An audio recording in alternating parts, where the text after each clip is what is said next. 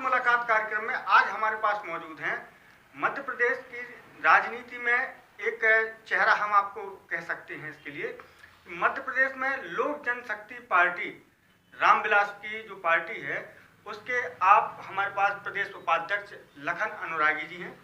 लखन अनुरागी जी को हम अपने खास मुलाकात प्रोग्राम में इस बार इसलिए लेकर आए हैं क्योंकि मध्य प्रदेश के छतरपुर जिले में शासन की जनहितैषी योजनाओं और साथ में खनिज के संबंध में जितनी अनियमितताएं प्रशासन द्वारा की जा रही हैं, विपक्ष की भूमिका जो विपक्षी दल को निभानी चाहिए वह विपक्षी पार्टी अपनी भूमिका सही तरीके से नहीं निभा पा रहे हैं।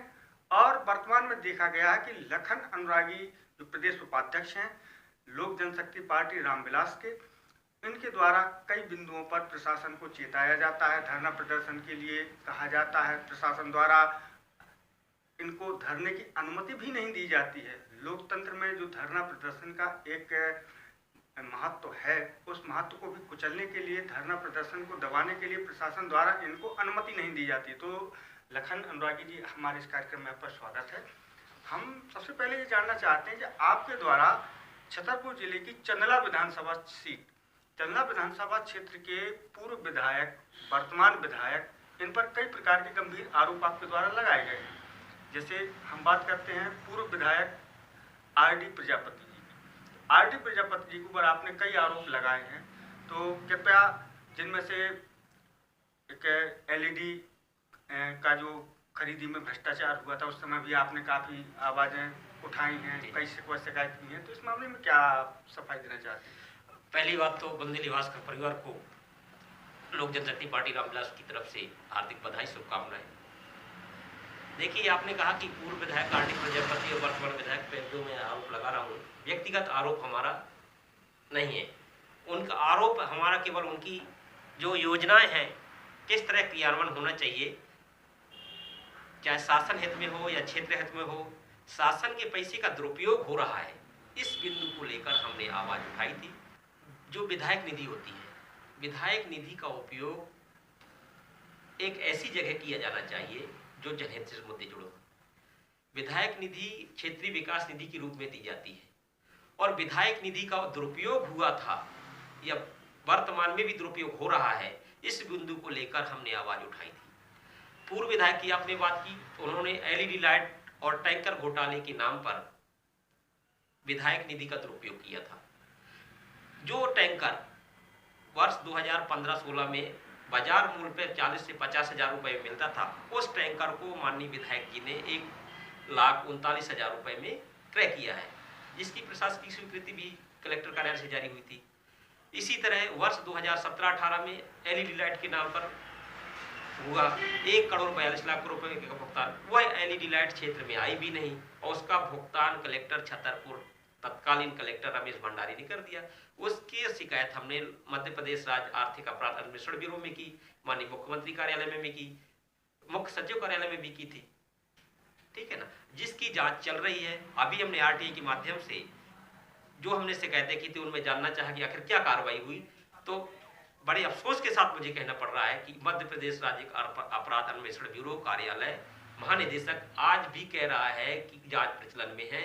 और जो हमने जानकारी मांगी थी तो उन्होंने कहा है सूचना के अधिकार धारा 8(6) के तहत गोपनीय जानकारी होने के कारण आपको नहीं दी जा सकेगी। इसमें क्या गोपनीयता उन्होंने बताई, इसमें क्या गोपनीयता लग रही है भाई? ये तो जनता की सुरक्षा सुविधाएं देने के लिए ये योजनाएं खरीदी की गई है, इसमें क्या गोपनीयता उन्होंने बताई, क्या कुछ बताया? देखिए, ये तो संवैधानिक अधिकारों को हनन किया उन्होंने, ठीक है ना। भ्रष्टाचार के मुद्दों को दबाने के उद्देश्य से जानकारी नहीं दी जा रही, इसमें कहीं ना कहीं भ्रष्टाचार छुपाने करने वालों को का संरक्षित करने का कार्य ईओडब्ल्यू कर रही है। इसके खिलाफ हम माननीय हाईकोर्ट में 2022 जनवरी में याचिका दायर करेंगे।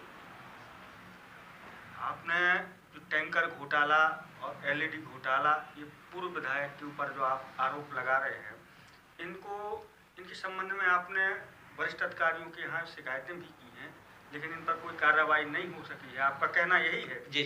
तो आप इसके लिए न्यायालय की शरण लेने वाले हैं, आपके कहने का तात्पर्य यही है कि आप न्यायालय की शरण में जाएंगे? जी।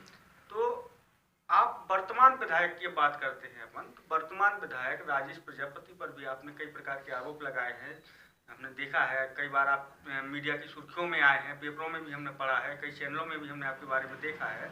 आपने कहा है कि राजेश प्रजापति द्वारा भी अपने पद कर्तव्यों का जनप्रतिनिधि होने के नाते सही तरीके से क्रियान्वयन नहीं किया जा रहा है। तो इस मामले में आप पब्लिक को क्या बताना चाहते हैं? देखिए, तो पहली बात तो ये है कि जिस तरह पूर्व विधायक चंदला विधानसभा क्षेत्र के विधायक निधि का दुरुपयोग कर रहे थे, उन्हीं के पद के चिन्हों पर चलकर वर्तमान विधायक भी चल रहे हैं। इन्होंने भी विधायक निधि का दुरुपयोग करना शुरू कर दिया। यात्री प्रतीक्षालय के रूप में इन्होंने किया।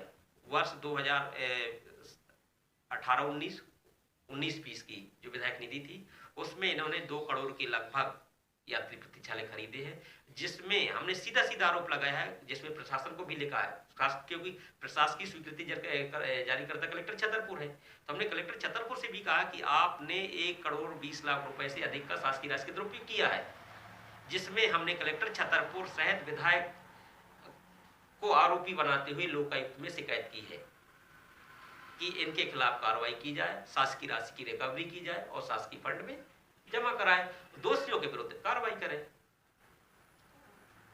खैर, आप प्रशासनिक लेवल पर कार्यवाहियां कर रहे हैं, लेकिन आपको कहीं न कहीं ये नहीं लगता है कि प्रशासन द्वारा जो कार्यवाही की जानी चाहिए, वह कार्यवाही अभी सारगर्भित तरीके से दिखाई नहीं दे रही धरातल पर? देखिए, ये तो प्रशासनिक है काम है, ठीक है ना। क्या होता है कि जब एक प्रशासनिक प्रक्रिया है, हम तो यही कहेंगे, जब वो प्रशासनिक प्रक्रिया पूर्ण हो जाएगी तो शीघ्र इनके विरुद्ध कार्रवाई होगी और शीघ्र ही कार्रवाई हम 2022 में जनता की अदालत में आकर इन भ्रष्टाचारियों के उजागर करेंगे। साथ में जो प्रशासनिक इन्हें संरक्षण मिल रहा है उसको भी बेनकाब करेंगे और इसके बाद हम न्यायालय की शरण, माननीय उच्च न्यायालय की शरण में जाएंगे। चूंकि न्यायालय की प्रक्रिया सर्वोपरि होती है, एक आपने कुछ दिनों पूर्व हमने देखा था कि आप एक बार धरने पर बैठे थे नई तहसील लौकुश नगर में, तहसील परिषद लौकुश नगर के बाहर आप बैठे थे धरने पर। आपने पंचायती क्षेत्रों में जो भ्रष्टाचार हुए थे, बताया गया था कि कहीं पर सड़क जो डलनी चाहिए थी वो सड़क नहीं डली थी और उसका पूरा पेमेंट हो चुका था, धरातल पर कोई निर्माण कार्य भी नहीं हुआ था। उस संबंध में भी आपने एक समय पर आंदोलन किया था, पिछले कुछ शायद 1 साल पहले के लगभग की बात है। तो इस मामले में क्या आप बताना चाहते हैं हमारे दर्शकों को? देखिए, मैंने ग्राम पंचायत चौहानी जनपद पंचायत गौरिहार के संबंध में राष्ट्रीय ध्वज के साथ तहसील कार्यालय लौकुश नगर के सामने धरना दिया था। उसमें कलेक्टर छतरपुर के निर्देश पर सीओ जनपद पंचायत ने 3 अक्टूबर 2021 को ग्राम पंचायत का मुआयना किया था अपने तकनीकी अधिकारियों के साथ। वहां पे पाया गया था कि जो भी हमने बिंदुवार आरोप लगाए थे वो प्रमाणित थे। ग्राम पंचायत चौहानी द्वारा लगभग 50 लाख से अधिक के स्वीकृत सीसी रोड धरातल पे नहीं थे, केवल कागजों पे निर्माण कार्य कराकर शासकीय राशि का गबन किया गया था, ठीक है। जिसकी शिकायत हमने कलेक्टर छतरपुर से भी की थी, तो उन्होंने एक RES की से प्रतिवेदन चाहा था। उस प्रतिवेदन के आधार पर पिछले 15/11/2021 को TL की बैठक में कलेक्टर छतरपुर ने सीओ जिला पंचायत को FIR दर्ज कराने के निर्देश ग्राम पंचायत के सचिव, सरपंच, उपयंत्री, सहायक यंत्री के विरुद्ध सहित अन्य लोगों के खिलाफ FIR दर्ज करने के निर्देश भी जारी किए हैं। दूसरी बात, सांसद विकास निधि क्षेत्र से वर्ष 2015-16 में तत्कालीन शासन नागेंद्र सिंह जी ने उसी ग्राम पंचायत में CC रोड निर्माण करने के लिए 5 लाख रुपए की प्रशासकीय स्वीकृति जारी की थी।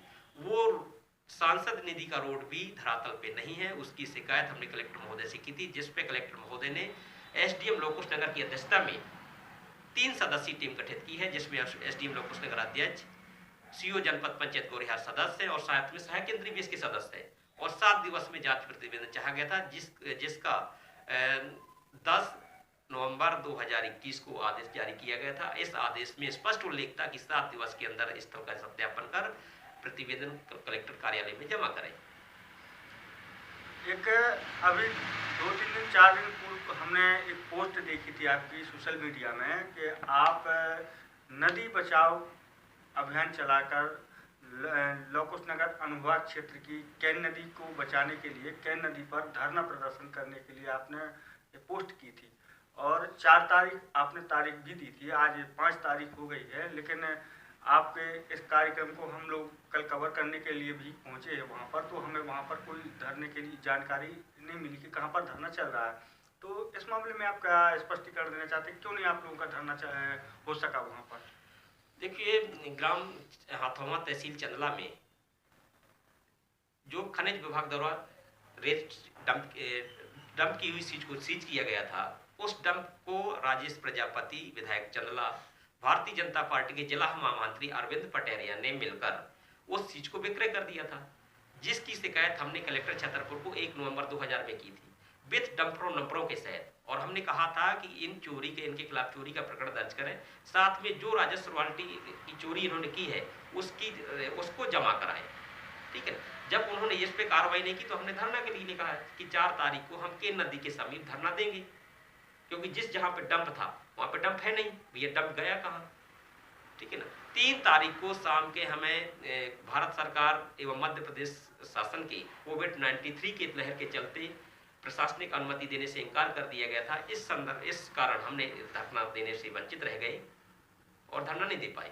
कहीं ना कहीं आपको यह नहीं लगता कि धरना में कोविड-19 का उदाहरण देना और बाकी प्रोग्राम बेधड़क तरीके से चलना, इनमें कहीं ना कहीं यह नहीं लगता कि प्रशासन आपकी आवाज़ को दबाने का एक प्रयास कर रही थी? देखिए, जैसे वो हम 4 तारीख को धरने के बाद 3 बजे हमने फेसबुक के माध्यम से एक पोस्ट देखी थी, जिसमें भारतीय जनता पार्टी की जिला कार्यकारिणी की बैठक जिला मुख्यालय पे चल रही थी। उसी पोस्ट को कमेंट्स करते हुए हमने कलेक्टर छतरपुर से सीधा सवाल किया था कि हम शासन हित में धरना करना चाह रहे थे, लेकिन कोविड-19 के चलते आपने धरने की अनुमति देने से हमें इनकार कर दिया। क्या यह छतरपुर जिले में भारतीय जनता पार्टी की जिला कार्यकारिणी की बैठक चल रही है, क्या यह देश से बाहर है?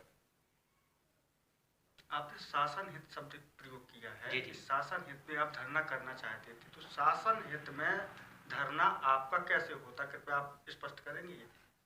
शासन हित में हमारा धरना इसलिए होता, पहली बात तो धरने उसमें उल्लेख था कि क्योंकि जो भी रेत डंप की गई थी वो शासन की थी। शासन की डंप रेत को माने विधायक सहित भारतीय जनता पार्टी के पदाधिकारी अरविंद पटेरिया ने विक्रय कर दिया है। उस शासन की रेत को बचाने के उद्देश्य से कि जिसने चोरी किया उसके खिलाफ एफआईआर करें और जो जितनी उसकी रॉयल्टी बनती थी वो जमा कराएं। ये शासन है तो गया। दूसरा शासन फंड में जाएगा। दूसरा हमने बिंदु उसमें अभी हम 5 तारीख को तहसीलदार महोदय के माध्यम से माननीय मुख्यमंत्री जी को ज्ञापन सौंप रहे हैं। उसमें हमने सीधा आरोप लगा रहे हैं कि जो खनिज संपदा बिक रही है या खनिज माफिया उस खनिज संपदा को नुकसान कर रहे हैं, उस खनिज संपदा को नुकसान कराने में कहीं ना कहीं प्रशासनिक मुखिया शीलेंद्र सिंह, जिला खनिज अधिकारी अमित मिश्रा का सीधा हाथ है। वो कैसे हम स्पष्ट कर दें, क्योंकि पूर्व में जैसे आनंदेश्वर एग्रो कंपनी थी, आनंदेश्वर एग्रो कंपनी जिला छतरपुर या मध्य प्रदेश शासन राजस्व फंड में 1 माह में 8 करोड़ 20 लाख रुपए जमा करती थी रॉयल्टी के रूप में। ठीक है ना। हमने कहा भैया अवैध उत्खनन नहीं हो रहा, हम मान रहे हैं कि अवैध उत्खनन नहीं मान रहा है, जिला प्रशासन अवैध उत्खनन करा रहा है। तो जिला प्रशासन का मुखिया कौन है? शीलेंद्र सिंह और अमित मिश्रा खनिज अधिकारी, जिनके नेतृत्व में खनिज माइनिंग का रखरखाव रहे। तो हमने कहा था कि फरवरी, कल हम ज्ञापन में आपको तहसीलदार जी को देने वाले हैं सीएम के माध्यम से, कि फरवरी मार्च अप्रैल से लगा के नवंबर माह तक विगत 10 माह का जो आपने उत्खनन करवाया है रेत का निरंतर, तो उसकी रॉयल्टी बनती है भाई 42 करोड़ रुपए आदरणीय। तो 82 करोड़ रुपए, तो 82 करोड़ रुपए शासन हित में फंड में जमा कराए माननीय मुख्यमंत्री जी। ये कल हम ज्ञापन में उल्लेख करके देंगे। और इनके खिलाफ मध्य प्रदेश सिविल सेवा आचरण नियम 1965 धारा 3 के तहत पदी शक्तियों के दुरुपयोग करने पर इनके खिलाफ इन्हें तत्काल पद से निलंबित करें। निलंबित करने के बाद जांच कमेटी गठित करें, विभागीय जांच कमेटी को बर्खास्त करने की कार्रवाई प्रस्तावित करें। ये कल हम ज्ञापन में उल्लेख करें। कहीं ना कहीं आप सीधा आरोप लगा रहे हैं प्रशासन पर भी कि और राजनीतिक लोगों पर भी कि क्षेत्र में हो रहा अवैध उत्खनन कहीं ना कहीं प्रशासनिक और राजनीतिक लोगों की मिलीभगत के कारण चल रहा है और शासन के खजाने में जाने वाली राशि शासन के खजाने में नहीं पहुंच पा रही है। शासन की बेशकीमती संपदा का की चोरी की जा रही है, यही आपका आरोप? यही तो मेरा आरोप है, सीधा सीधा आरोप है। देखो, मैं एक ये आरोप को प्रमाणित और इसलिए करना चाहता हूँ आपके माध्यम से। चंदला विधानसभा क्षेत्र की के नदी के रामपुर घाट से निरंतर आज भी ट्रकों के माध्यम से रेत का अवैध उत्खनन और परिवहन किया जा रहा है। बिल्कुल चल रहा है। जिसमें फेसबुक के माध्यम से मैंने देखा है कि एसडीओपी लौकुश नगर की गाड़ी क्रॉस कर रही है, उसी के सामने से डंपर रेत का जा रहा है और चंदला से लगा के गोयरा, सरवई, चंदला, लौकुश नगर, महाराजपुर, गढ़ी मलहरा होते हुए चंदला जिला मुख्यालय पे ट्रक जा रहा है। तो कहीं ना कहीं प्रशासन की संलिप्तता है। प्रशासन की संलिप्तता, मैं तो सीधे सीधे कहता हूं कि जिला प्रशासन के मुखिया शीलेंद्र सिंह जी की संलिप्तता है। बिगर शीलेंद्र सिंह जी की संलिप्तता पे अवैध उत्खनन इतना होना संभव नहीं है। कहीं यह नहीं लगता है अपन को कि जो प्रशासन और शासन का एक खुफिया तंत्र होता है, जो शासन को पूरे कार्यों की रिपोर्ट सौंपते हैं, तो वरिष्ठ लेवल पर, राजधानी लेवल पर भी और केंद्र लेवल पर भी ये चोरी जो हो रही हैं, इसकी मीडिया में इतनी खबरें भी प्रकाशित हो रही हैं, लोग इतना विरोध भी कर रहे हैं, तो प्रशासन की नज़रों में, राज्य प्रशासन में और राज्य सरकार की नज़रों में ये पूरी बातें होंगी। राज्य सरकार आखिर इस चोरी पर क्यों लगाम नहीं कस रही? कहीं ना कहीं आप राज्य सरकार और केंद्र सरकार पर भी आरोप लगा रहे हैं सीधा। नहीं, राज्य सरकार पर देखो सीधा सीधा आरोप मैं राज्य सरकार भी लगाना चाहूंगा। कहीं ना कहीं इसमें यदि इतनी बड़ी चोरी बिगर प्रशासनिक संलिप्तता के नहीं हो सकती, ठीक है ना। तो इसके संबंध में अभी हमने केवल प्रशासन, मुख्यमंत्री जी को सौंपा है, ज्ञापन सौंपेंगे कल तहसीलदार जी के माध्यम से। यदि हम 1 महीने की कार्रवाई नहीं हुई तो इसके बाद फिर हमारा अगला कार्यक्रम अलग होगा, वो आपके माध्यम से सब देखने को मिलेगा पब्लिक को। मतलब ये अभी गोपनीय है? अभी गोपनीय है। तो आप जनता के बीच जाकर के इन बिंदुओं को, जो अभी आपने काफ़ी बिंदु बताए हैं, पंचायत में हो रहे निर्माण कार्य जो जनता के हित में हैं और ग्राम विकास के लिए भी कहे जा सकते हैं, इन बिंदुओं पर भी आपने प्रकाश डाला है। तो जनता के बीच आप जाकर क्या इन बिंदुओं को चुनाव के समय पर रखेंगे या समय समय पर रखते रहेंगे आप? देखिए, 2022 में हमारी लोक जनशक्ति पार्टी रामविलास की तरफ से पूरे प्रदेश में एक अभियान चलाया जाएगा, जिसमें हम शिवराज सरकार की उपलब्धि, केंद्र सरकार की उपलब्धि और इनकी नाकामी को उजागर करेंगे। हम माननीय मुख्यमंत्री को धन्यवाद दीजिएगा जिन योजनाओं को इन्होंने सफल क्रियान्वयन होगा, और उन्हें एक सचेत देंगे कि आपकी योजनाएं अच्छी हैं, आपका योजनाओं के आधार पर बजट आवंटन आप ठीक कर रहे हैं, लेकिन इन योजनाओं का यहाँ पे एक गड़बड़ी है, आप इन्हें सुधारिए। हम एक दर्पण की तरह काम करेंगे। वहाँ कहा जाता है दर्पण कभी झूठ नहीं बोलता। हाँ, दर्पण कभी झूठ नहीं बोलता, ठीक है ना। ऐसा नहीं है हमारी पार्टी का, देखो हमारे पार्टी संस्थापक आदरणीय श्री पद्म भूषण स्वर्गीय श्री रामविलास जी का एक वो था, सपना था और इनका सिद्धांत था। उन्होंने कहा था, कदम हमारा नहीं रुकेगा, भ्रष्टाचार का खुलासा हम करते रहेंगे, लोजपा का यह संकल्प रहेगा। तो उसी सिद्धांत को लेकर, उनके सिद्धांत को लेकर आदरणीय श्री चिराग पासवान जी के नेतृत्व में हम निरंतर भ्रष्टाचार का खुलासा करता रहेंगे और हमें कोशिश होगी, हमें भारतीय लोकतंत्र पे भरोसा है, भारतीय संविधान पे भरोसा है कि भ्रष्टाचारियों के खिलाफ कार्रवाई होगी। कोई कितनों से कितनों बड़ा, कोई भी कितनों बड़ा शक्तिशाली हो, लेकिन संविधान से बड़ा कोई नहीं है। बिल्कुल सही, भारतीय संविधान से बड़ा कोई नहीं हो सकता। एक सवाल और आपसे था हमारा कि आपके पास जो आपकी पार्टी है मध्य प्रदेश में ये कदम रख रही है, आपके पास संसाधन कम है।